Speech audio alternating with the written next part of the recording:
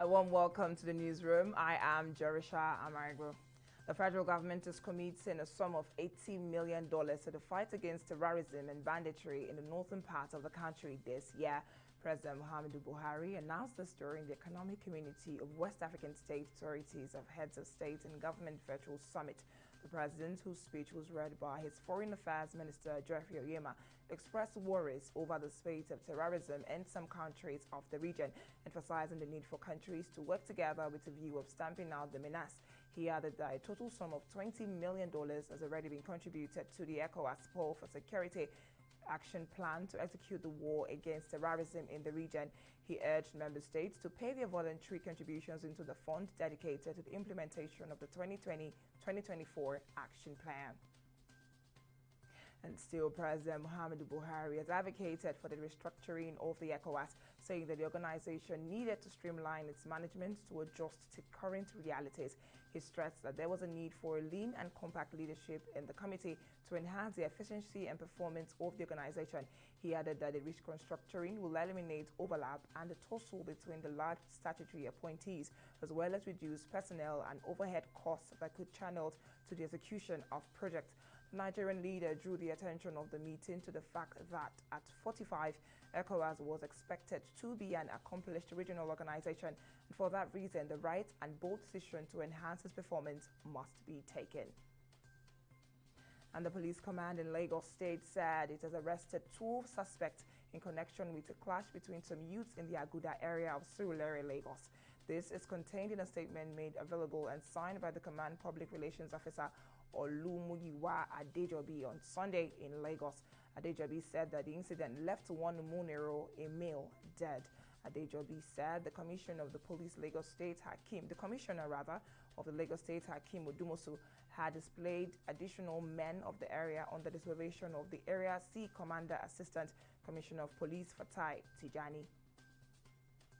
And in COVID, Kenya's health ministry says 2 men have tested positive for the coronavirus strain first detected in South Africa, the first of such cases detected in the Eastern African country.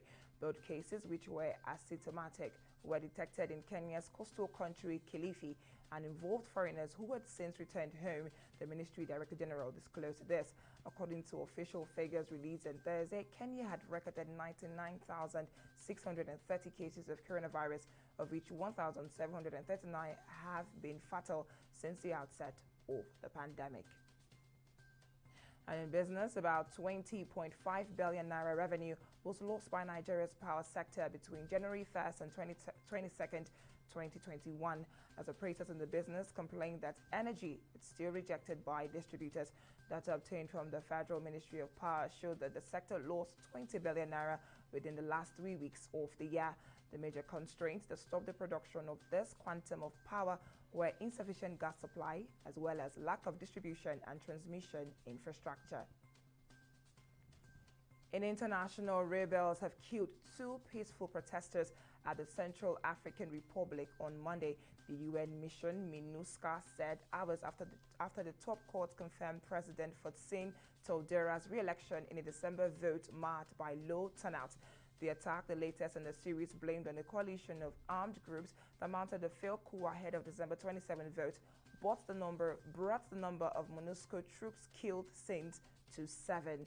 UN Special Envoy Taka Monscourt-Ndiaye said the mission had paid a heavy price but remained committed to pursuing its mandate to protect civilians and secure election.